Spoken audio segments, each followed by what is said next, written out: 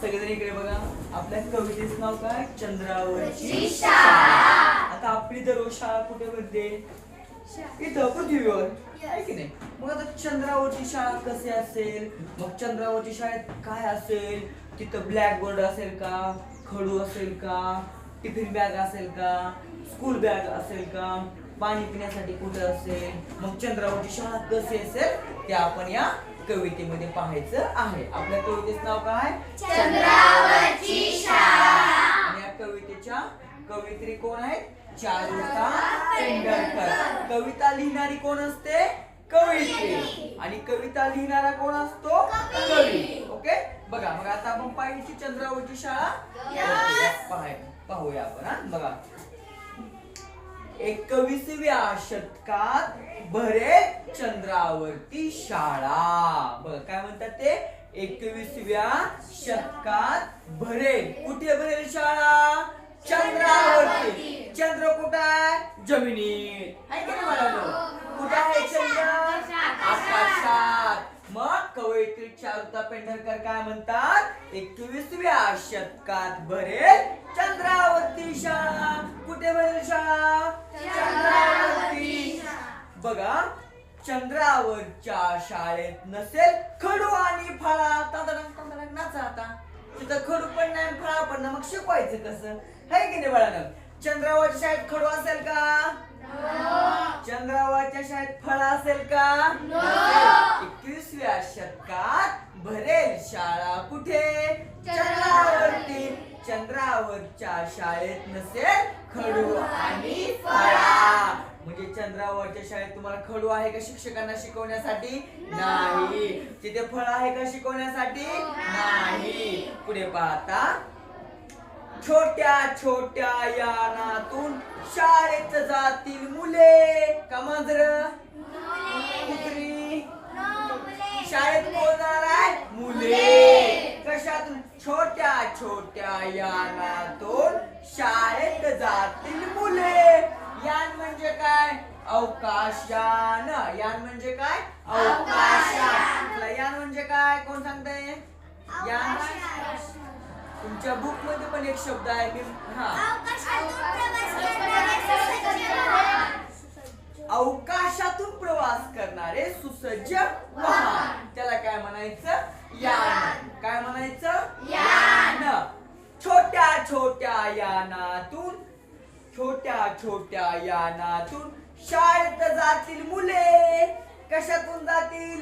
छोट्या छोट्या यानातून. कुठे जातील? समुद्रात पाणी प्यायला. कुठे जातील? शाळेत. शाळा कुठे आहे? चंद्र कुठे आहे? पत्र्यावर. कुठे आहे? छोट्या छोट्या यानातून शाळेत जातील मुले.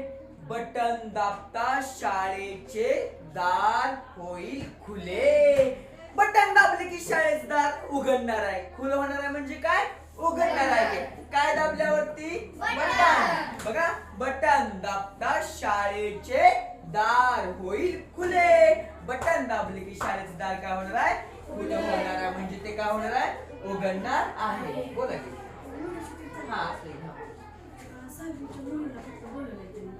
बोलू दे का? सोडतो 5 मिनिटात. बसा. सोडतो 5. पुढे बघा आता. सोडतो. छोट्या छोट्या यानातून शाळेत जातील मुले. बटन दाबता शाळेचे दार होईल खुले. पुढे बघा. दप्तराचे ओझे तेव्हा नसेल पाठीवरती. आता आपण स्कूल मध्ये येताना पाठीवर दप्तर आणतो का? बॅग आणतो का नाही? पण आपली शाळा जेव्हा तुम्ही चंद्रावर शिकायला जाल तेव्हा दप्तर असेल का?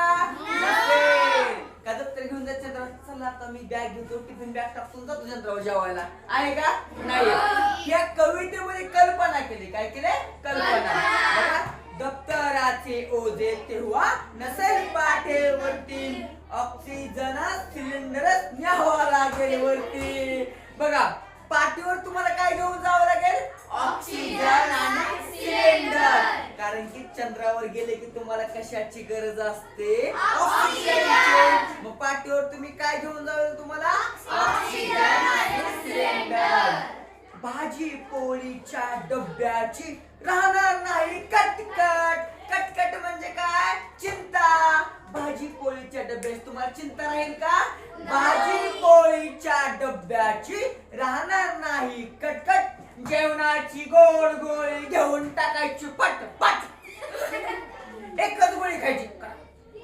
आपलं जेवण झालं तुमचं. भाजी पोळीच्या डब्याची कटकट आहे का? नाही. एक गोळी खायची आणि एक गोळी खाल्ली की तुम्हाला जेवणाची चिंता पण नाही राहणार. ओके, पुढे बघा. पीटीचा तास कसा होतो ते पाहाल, एक उडी मारतात तसेच तरंगत राहाल. पीटीचा तास म्हणजे शारीरिक व्यायाम, जो आपण मैदानावरती खेळतो, व्यायाम करतो. पीटीचा तास कसा होतो ते पाहाल, एक उडी मारतात तसेच तरंगत राहाल. कारण चंद्रावर गेले की आपण असं केलं की हवेत असंच राहतं. मग समजा तुम्ही कबड्डी खेळाला, कबड्डी कबड्डी कबड्डी असा गेला की तो चंद्रावर असाच राहणार. कारण की चंद्रावर काय होते? नसते. करेक्ट आहे की नाही? पुढे बघा आता. दाबायची बटणे एवढाच फक्त अभ्यास, चंद्रावरती पोहोचला की झालाच पास. फक्त बटणे दाबायची, अभ्यास करायचा का? बटन दाबला की झाला पास. थोबाड्या तू अभ्यास करू किंवा न कर, आहे की नाही? बघा पुढे. अशी असेल भारी चंद्रावरची शाळा, चंद्रावरच्या शाळेत फक्त चांदण्याशीच खेळा. अशी या प्रकारे कवयित्रीच्या कल्पनेतली ही चंद्रावरची शाळा असेल आणि चंद्रावरच्या शाळेत फक्त कशाची खेळा? चांदण्यांशीच खेळा. कशाशी खेळा? चांदण्यांशीच खेळा. आपल्या कवितेचं नाव काय होतं बाळांनो? चंद्रावरची शाळा. कवितेचे कवयित्री कोण होत्या? कोण होत्या? चारुता पेंढारकर. समजली कविता तुम्हाला? ही कविता आपण पुन्हा रिपीट करणार आहोत. ओके, हा? तुम्हाला नाही समजली, मला पाहिजे तशी. ओके, जावा मुली तुम्ही बाळांनो.